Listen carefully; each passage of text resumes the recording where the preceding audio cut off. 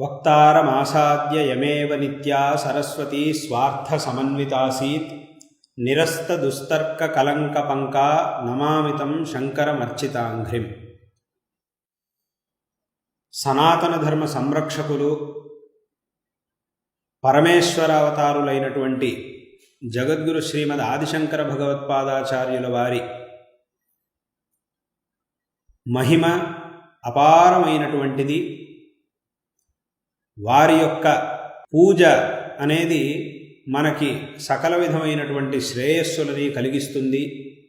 వారి యొక్క దివ్య చరిత్రను పఠించడం, వారి యొక్క పవిత్రమైనటువంటి అష్టోత్తర శత నామములని పఠించడం, వారి యొక్క నామస్మరణ చేయడం, వారు చూపించినటువంటి మార్గాన్ని అనుసరించడం ద్వారా మనకి సకల శ్రేయస్సులు లభిస్తాయి. ఎలాగైతే మనం భగవంతుడు ఈ సనాతన ధర్మాన్ని ఉద్ధరించడానికి దుష్ట శిక్షణ, శిష్ట పరిపాలన చేయడం కోసం అనేక విధమైనటువంటి అవతారములని చేసి మనల్ని అనుగ్రహించినటువంటి రోజులని ఆయా దేవతా స్వరూపము యొక్క ఆరాధన కోసం మనం వినియోగిస్తామో, అంటే ఆ అవతారం చేసినటువంటి రోజున ఎలాగైతే ఆ భగవత్ స్వరూపాన్ని మనం అత్యంత భక్తితో ఆరాధిస్తామో, అదే రకంగా శంకరాచార్యుల వారు అవతరించినటువంటి ఈ వైశాఖ శుక్ల పంచమి రోజున మనం విశేషంగా శంకరాచార్యుల వారి యొక్క పూజను చేసి వారి యొక్క అనుగ్రహానికి పాత్రులం కావాలి. రామనవమి, నరసింహ జయంతి, కృష్ణాష్టమి, వినాయక చతుర్థి, నవరాత్రి, సుబ్రహ్మణ్య షష్ఠి, శివరాత్రి మొదలైనటువంటి ఉత్సవాలన్నిటినీ మనం ఎలాగైతే చేస్తామో, ఆయా రోజుల్లో ఎలాగైతే భగవదారాధనను విశేషంగా మనం చేస్తామో, అదే రకంగా ఈ శంకర జయంతి ఉత్సవాన్ని కూడా ప్రతి ఒక్కరూ ప్రతి ఇంట్లోనూ విశేషంగా ఆచరణ చెయ్యాలి. ఈ దక్షిణామ్నాయ శృంగేరి శారదాపీఠం యొక్క 33వ అధిపతులు మా పరాపర గురువరేణ్యులు జగద్గురు శ్రీ శ్రీ సచ్చిదానంద శివాభినవ నృసింహభారతి మహాస్వామివారు అభినవ శంకరులు అనేటటువంటి ప్రసిద్ధిని పొందినటువంటి వారు. శంకర భగవత్పాదాచార్యుల వలె అనేక విధమైనటువంటి ధర్మోద్ధరణ కార్యములను చేసి వేదశాస్త్ర ప్రచారము కోసం అనేక ప్రదేశాల్లో వేదశాస్త్ర పాఠశాలలను ఆరంభించి శంకరాచార్యుల వారి జన్మస్థలమును ఇదే శంకరుల జన్మస్థలము అని దివ్య దృష్టితో తపశ్శక్తితో తెలుసుకొని ఈ కాలటీ క్షేత్రంలో ఈరోజు మనం ఎక్కడైతే శంకరాచార్యుల వారి యొక్క దివ్య దేవస్థానమును, అదే రకంగా శారదామ్మ వారి యొక్క దేవస్థానమును, శంకరుల యొక్క తల్లి ఆర్యాంబాదేవి యొక్క సమాధి స్మారకాన్ని మనం చూస్తూ ఉన్నామో, వీటన్నిటినీ కూడా తమ యొక్క దివ్య దృష్టితో ఇదే ఆ సరైనటువంటి స్థలము అని నిర్ణయం చేసి ఈ దేవస్థానములను అక్కడ నిర్మాణం చేయించి కాలటీ క్షేత్రంలో శంకరుల యొక్క అవతార స్థలములో శంకరుల యొక్క మూర్తిని స్థాపన చేసి కుంభాభిషేకములని వారు చేశారు. అదే రకంగా ఇవాల్టి రోజున శంకరాచార్యుల వారి యొక్క గ్రంథములన్నీ కూడా మనకి ఉపలబ్ధముగా ఉన్నాయి. ఆ గ్రంథములని మనం పారాయణం చేయగలుగుతూ ఉన్నాం. ఆ గ్రంథములన్నిటినీ మనం పారాయణ చేస్తూ వాట్లల్లో చెప్పబడినటువంటి తత్వాన్ని తెలుసుకోగలుగుతున్నాము అనంటే దానికి కారణం జగద్గురు శ్రీ సచ్చిదానంద శివాభినవ నృసింహభారతి మహాస్వామి వారు. వారు శంకరాచార్యుల వారు రచించినటువంటి గ్రంథములన్నిటినీ ఇవే శంకరాచార్యుల వారు రచించారు అని ఒక విశేషమైనటువంటి నిర్ధారణ చేసి వాటన్నిటినీ కూడా మొట్టమొదటిసారి అన్నిటినీ కలిపి ముద్రణ చేయించినటువంటి మహాపురుషులు. ముద్రణ చేయించి శాంకర గ్రంథావళి అనేటటువంటి పేరుతో అన్నిటినీ కలిపి ముద్రణ చేయించి జనాలందరికీ కూడా ఆ గ్రంథములని చదివేటటువంటి ఒక సదవకాశాన్ని కల్పించి ఉన్నారు. అంతకుముందు ఎంతోమంది కొన్ని స్తోత్రములని ఏవో చిన్న చిన్న గ్రంథాలని రచన చేసి ఆ గ్రంథములకి శంకరాచార్యుల వారి పేరుని పెట్టేవారు. అంటే ఏమిటి, ఈ గ్రంథాన్ని శంకరాచార్యుల వారు రచించారు అని రాసేస్తూ ఉండేవాళ్ళు చాలామంది. అంటే ఏమిటి, తమ పేరును రాయడం కంటే శంకరాచార్యుల వారి పేరును రాసేస్తే అది చాలా ప్రసిద్ధమైపోతుంది అనే ఉద్దేశంతో అలా రాసేవారు. కానీ ఒక వివేకం కలిగినటువంటి పండితుడు ఎవడైనా కూడా ఇది శంకరాచార్యుల వారి గ్రంథం, ఇది శంకరాచార్యుల వారి గ్రంథం కాదు అని ఎంతో సులభంగా కనిపెట్టగలడు.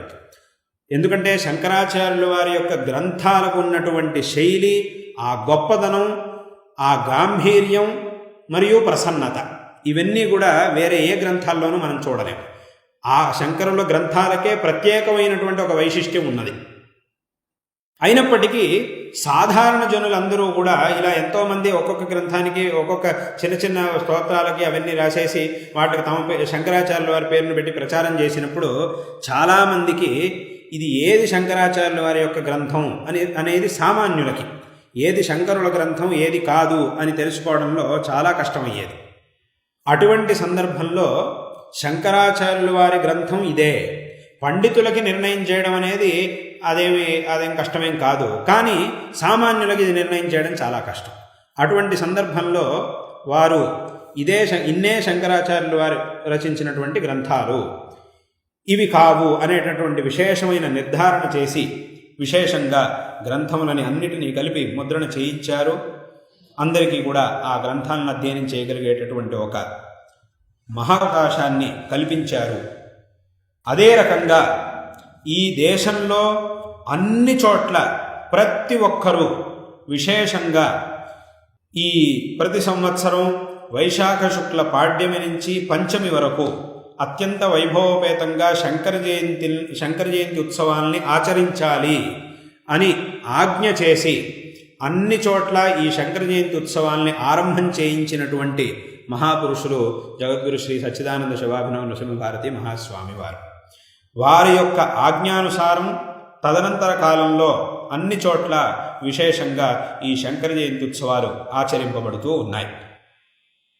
ఇలా శంకర జయంతి ఉత్సవాల్ని మనం విశేషంగా ఆచరించి శంకరాచార్యుల వారి యొక్క విషయంలో అపారమైనటువంటి భక్తి శ్రద్ధలతో ఉంటూ వారి యొక్క పూజని మనం చేయడం ద్వారా మనకి సకల శ్రేయస్సులు లభిస్తాయి అనేటటువంటి విషయంలో ఏమాత్రం సందేహం లేదు. ఎందుకు అనంటే ఈ ప్రపంచంలో భగవంతుణ్ణి ఆశ్రయించేటటువంటి వాళ్ళు 4 రకాలుగా ఉంటారు అని భగవద్గీతలో శ్రీకృష్ణ పరమాత్మ చెప్పి ఉన్నాడు.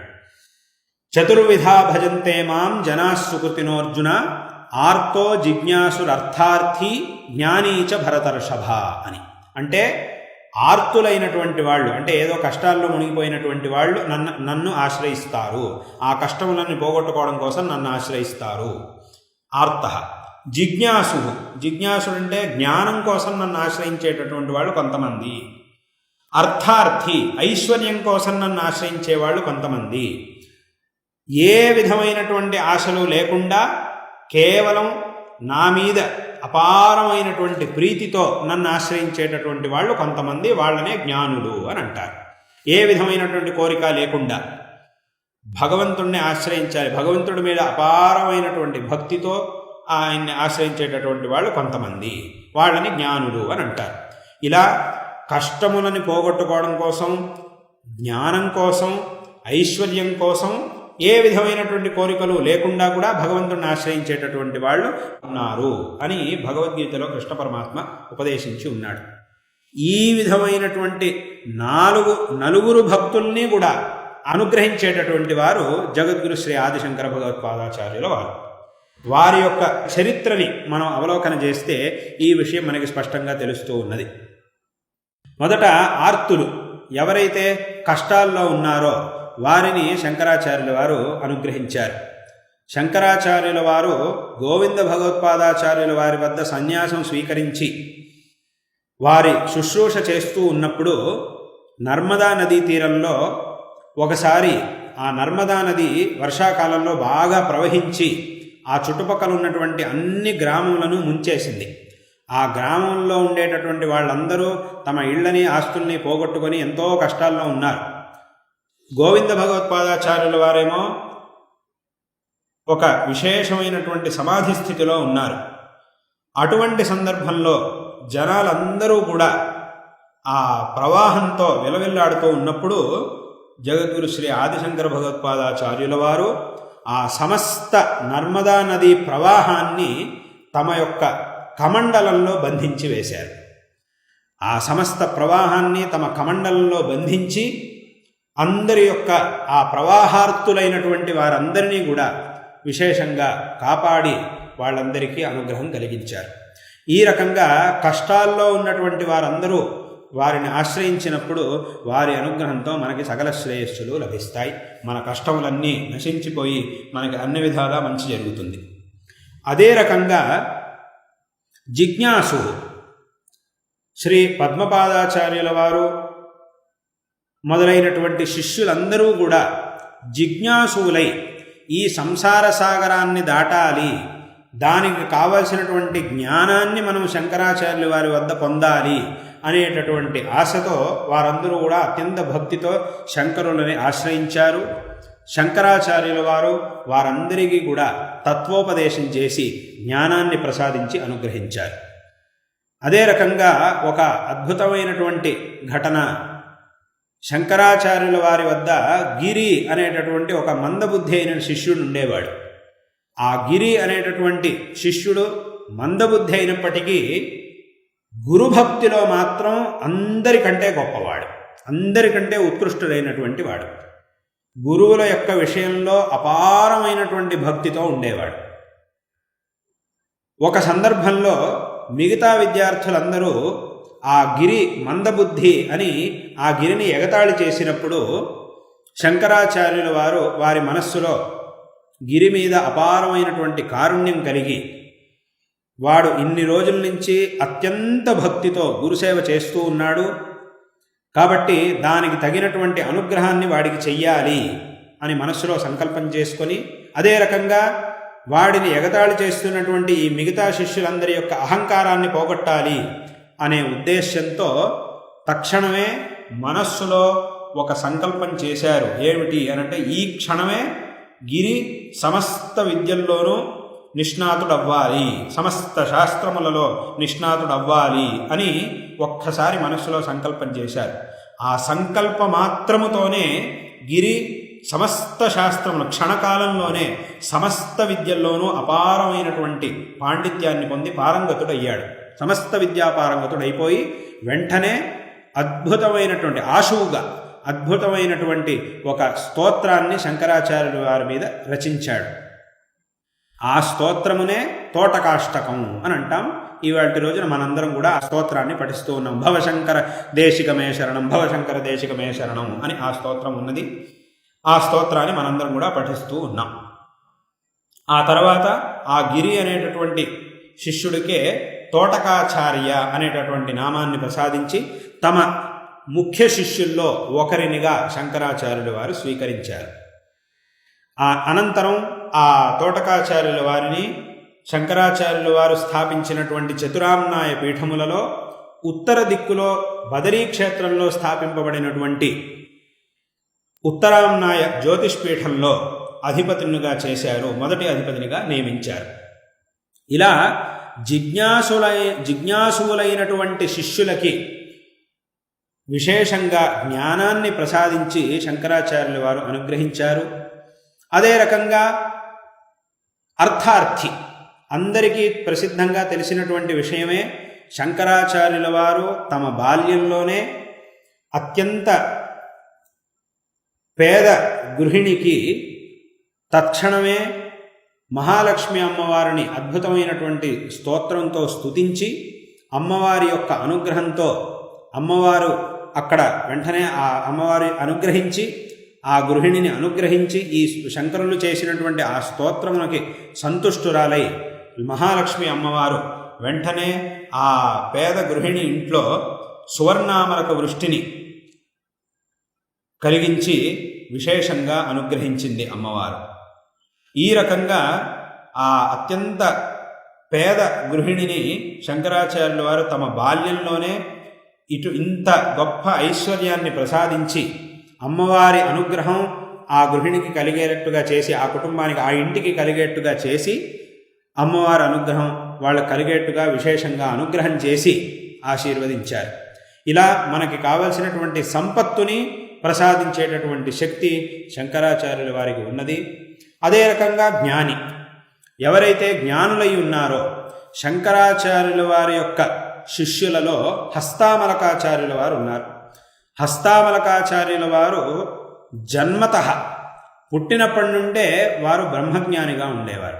మొదటి నుంచి వారికి ఆ బ్రహ్మ సాక్షాత్కారం కలిగి ఉన్నది. కాబట్టి వారు చిన్నప్పటి నుంచే బ్రహ్మ సాక్షాత్కారం కలిగినటువంటి మహాజ్ఞాని.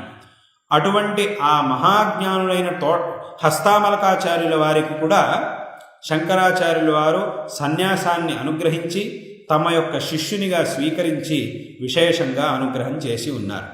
కాబట్టి ఈ రకంగా ఆర్తులు, జిజ్ఞాసులు, సంపదాకాంక్షులు, అలాగే జ్ఞానులు అందరినీ కూడా అనుగ్రహించేటటువంటి అపారమైనటువంటి మహిమ జగద్గురు శ్రీ ఆదిశంకర భగవత్పాదాచార్యుల వారిది. వారి యొక్క చరిత్రను చూసినటువంటి వారందరికీ కూడా ఇది తెలిసినటువంటి విషయమే. కాబట్టి అటువంటి ఆ మహామహిమ సంపన్నులైనటువంటి శంకరాచార్యుల వారిని ఆశ్రయించడం ద్వారా మనందరికీ కూడా సకల శ్రేయస్సులు లభిస్తాయి అనేటటువంటి విషయంలో ఏమాత్రం సందేహం లేదు. కాబట్టి సమస్త భగవద్భక్తులు, ఈ ప్రపంచంలో ఉండేటటువంటి భగవద్భక్తులందరూ కూడా ఈ 4 విభాగాల్లో ఏదో ఒక విభాగంలో ఉండాల్సిందే. కాబట్టి ఈ 4 విభాగాల్లో ఏ విభాగంలో ఉన్నా కూడా వారికి తగినటువంటి అనుగ్రహాన్ని చేసేటటువంటి సామర్థ్యం జగద్గురు శ్రీ ఆదిశంకర భగవత్పాదాచార్యుల వారిది. కాబట్టి ప్రతి ఒక్క భగవద్భక్తుడు జగద్గురు శ్రీ ఆదిశంకర భగవత్పాదాచార్యుల వారిని విశేషంగా పూజించి వారి అనుగ్రహానికి పాత్రుడు కావాలి అనేటటువంటి విషయాన్ని ఈ సందర్భంలో మీ అందరికీ తెలియజేస్తూ మా యొక్క నారాయణ స్మరణపూర్వక ఆశీర్వాదాలని అందరికీ తెలియజేస్తూ ఉన్నాం.